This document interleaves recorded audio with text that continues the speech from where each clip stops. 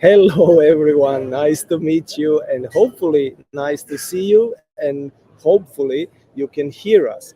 If yes, give us some comments. This would be great. If not, we will just continue and we will do like you are hearing us and you can see us. Fake it till you make it, something like that. So, welcome again to the Retail Talks for this week. We will talk directly from the EuroCis, one of the biggest and most important European trade shows. Again, your hosts are Mitul and myself, and we will start again with short introduction of ourselves. Mitul, your turn. I am Mitul, founder of Re5, and a strong believer that the future of brick and mortar retail is digital. Oh, this sounds good for the discussion today because I don't think so. You see, but no, really, digital is important. But I'm still thinking about reading books, riding bikes, meeting people face to face like this, and digital. Okay, it's nice, and you can maybe set up everything, but at the end, you have to meet the people face to face. But now the audience knows that we are both real and not one of us is a fake AI who was talking to the other in the last No session. AIs, that's true. So, yeah, two real human beings meeting analog in a digital world. Welcome, guys, to digital analog world. We will talk today about EuroCis, of course, and maybe we didn't introduce ourselves again. Mitul. I did. No, you didn't say that you are the CEO of the Re5 company doing the customer loyalty. It's important that people I am know the that. founder and CEO of Re5. We That's have good. two beautiful product suites. One is a Yes. white label loyalty solution for POS providers who want to very quickly go from zero to having a completely functional loyalty and marketing automation suite. And the other is an in-store customer journey and e-receipt solution for large enterprise retailers. And again, I believe in a digital future, and that's why we're solving these problems. That's good. That's good. Thank you very much, Mitul. So I'm Darko. I'm CEO and co-founder of the company Fiscal Solutions. We are taking care about taxes, and that's why nobody likes us. But we have to do that.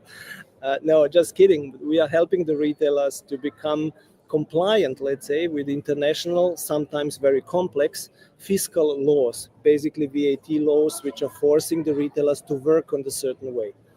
But today we want to talk about interesting things happening on EuroCis today. Let's start with the first impressions. Mitul, tell me please, what do you think? What are your expressions So or impressions? I have to say this time, this is the EuroCis where I had the least time to just walk around and look at what everyone else was doing, which is a positive sign. There was a lot of conversations happening. I think the world of retail is slowly healing after the pandemic and the last couple of years, but cautiously optimistic. But what I have noticed is, AI, obviously the ultra mega trend in every area of the universe is on everything right now. I've seen some things where I'm like, what does this have to do with AI? But now everyone has AI in their products. I think unified commerce, omni-channel is still a big trend. And of course, there are still a lot of POS providers all selling very different solutions.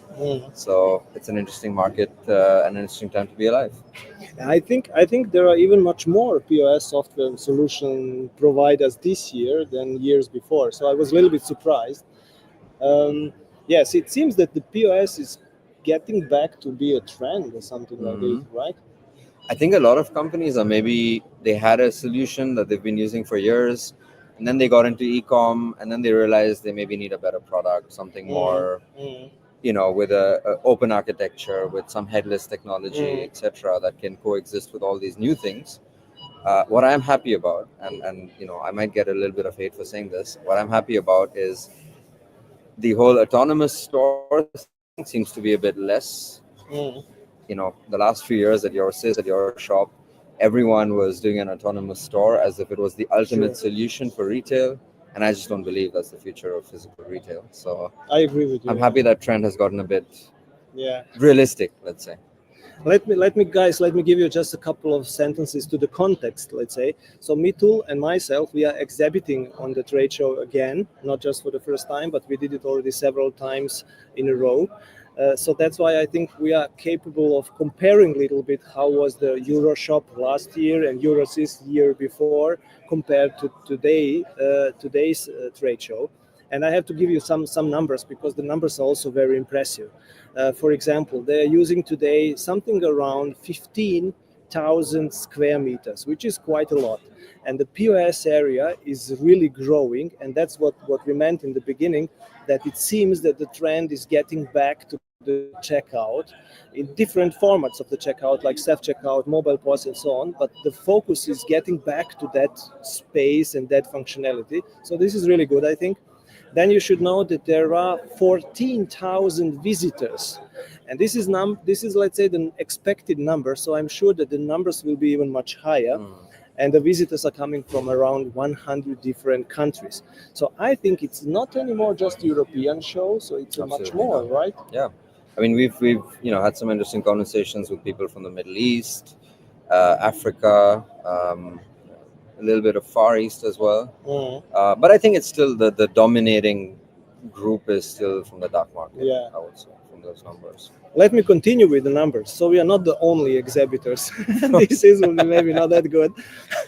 There are around 500 exhibitors coming from 41 countries.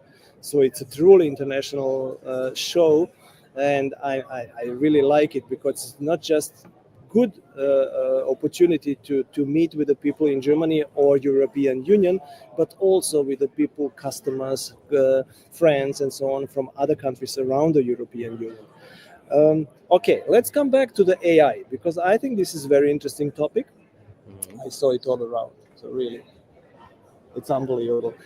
But I was very surprised because I thought always, till yesterday, more or less, that AI is just a buzzword, so that people are just putting on this booth, AI, because they want to be in the focus of the marketing to make better sales. But yesterday, I met somebody from one of the biggest retailers in Germany, and that retailer won even one of the awards of EHI in Germany, Einzelhandelsinstitut, guys which are really deep into the retail. They awarded several companies, and that company was one of them winning the award in the AI, and around the AI or related to AI. And I had a chance to have a small chat with a guy who was responsible for the part of the solution which was implemented actually, and which was rewarded at the end by EHI.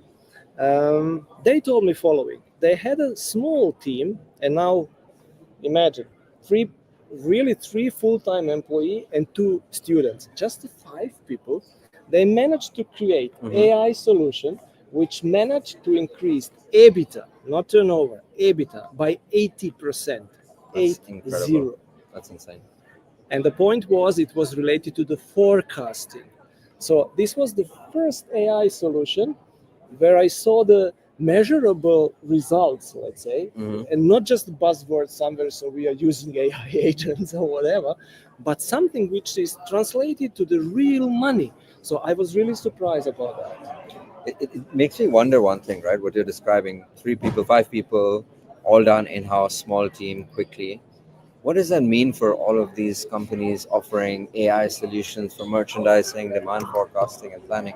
Is the message, and obviously this is one sample, but is the message that with the right talent and given the technology that we have today, you're better off doing it in-house where you know your business very well, something like this, which is very close to the center of your business, Right. versus going out, RFPing a software, looking at 30 solutions.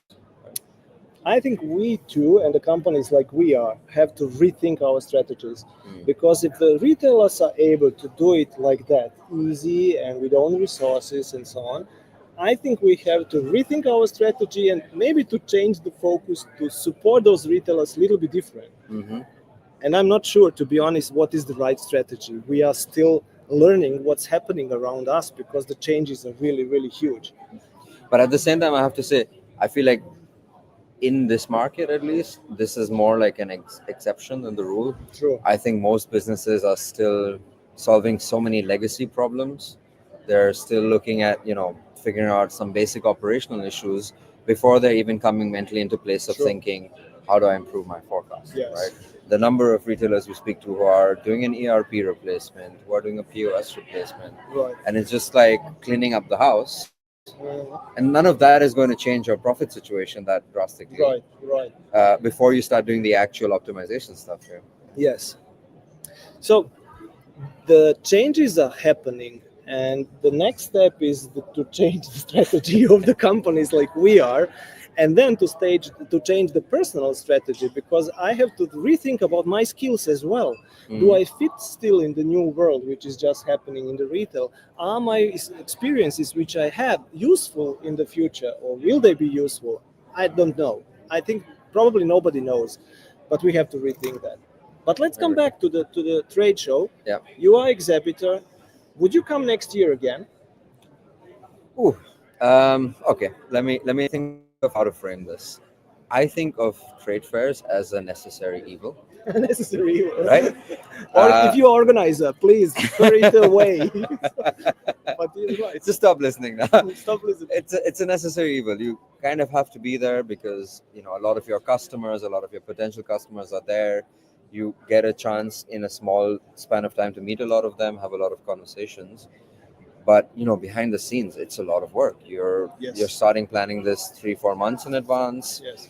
You're dealing with a lot of logistics around setting up your stand, getting your team here. Right. Everything is quite expensive, Yes. and it's only getting more expensive every year. Pay 100 Right. euros for an internet connection. Right. And it's not something where you can really that easily measure the impact on the business. Yes. Right. At the same time, there's that slight FOMO where it's like, okay, everyone is going to be there. What if I'm not there? True. Will they Yes, stop yes. believing I exist? Yes. So I think there's a point where maybe you're a very big brand, and then you can afford to not go to some of the events because it doesn't matter. If you're a Shopify, everyone knows you. Yes. But at the same time, when you're that big, those events are kind of a rounding error in your Right. plan. So Right. I think the collective delusion of trade fairs will continue. Yes. And on the positive side, I think this is a very well organized trade fair. We've been coming Right. for 5 years now. We do have really good conversations. There are some surprise conversations as well. Mm. But what I have seen evolve, and then I'll hand over to you, is I think 3-4 years ago, I felt like people were more looking around and browsing. Mm. When I speak of people, I mean retailers, potential customers. Nowadays, I think people come with a very clear plan of action. Yes, that's true. They have the 20 people they want to meet, or 10 Yes. or 5, whatever the number is. They come for a day, they power through that Effectively, yes. effectively, and Yes. if they see something interesting on the side, left, right, okay, they might peek in. Yes. But no one's here just to browse and explore the world anymore. Yeah. I have to agree with all the points that you just mentioned, and I have to add one, or maybe two. One first related to the trade shows like this one, and if those trade shows are good part of the sales strategy and marketing strategy. I think they are, but not isolated. So if you put them into context of the activities that you do before this trade show, then you have the trade show, and then after the trade show, the whole sales process, then it could be really good and really interesting. But if you just join the trade show and you wait that somebody is visiting you, maybe you are lucky, maybe not. Okay, but that's it. So we are trying to start a strategy, and that's what you meant. It's huge investment even before the trade show. You start the strategy actually a couple of weeks or even months before to connect with the people, to connect with potential customers. And the trade show is just like culmination of all of that, where we meet in person and maybe have a small chit chat, see if we like each other personally in the real life. And if all that is great, then after the trade show, we continue with doing some things. So I never signed a contract during the trade show, although this would be great. But it's simply not the case, and simply not possible. So that's why I completely agree with you. Related to the organization, this is the second point. I like the organizer; they are perfect, like Germans work. Everything is precise, and you know what you have to expect. But what I would like to have even more in the future, are, for example, some innovative topics. Like, for example, why not having a booth or space that I can rent to make this kind of content? Now we had a problem to find a space which is quiet. Maybe it's even not good. Maybe the sound is not quite okay. So it would be great to have a booth. I would even pay some money for that. Why not? Because then I know I book it and I use it and I create the content. And today, creation of the content is the most important part of the Absolutely. marketing. Yeah. So that's why I think becoming a little bit more innovative would be great. Everything else is perfectly, and I think we will definitely be next year as well. Again, it doesn't matter if it's EuroShop or EuroCis, we will join it anyway. So that's why for us it's very good, but there are some small things which could be maybe better. The internet. That's my biggest concern. I don't know if this is going to stream in real time or everyone is seeing pixels. We will see. So I also don't know. So let's see how it's really done at the end. Yeah, this is basically. So Darko, today I asked the question: EuroCis again next year? Yes or no? Yes. All right. Yes from me as well. Again, agreed. So this is not good. We need drama. We need conflict. We need more conflict. Fight, and in real life, fight would be even better. No, guys. That's it for today. We promised you that we will keep it short and sharp. We promised you it will be a micro podcast. We did it now in 60 minutes. 60 minutes. This is a record. This is the absolutely record at all. And this is exactly our target, between 15 minutes and 20 minutes, not longer than that. So, Mitul, thank you very much. Thank you, Darko. It was great as always. My pleasure. Thank you for listening us, hopefully, and seeing us, hopefully. If not, join us next week again. See you soon, guys. Bye. Bye-bye.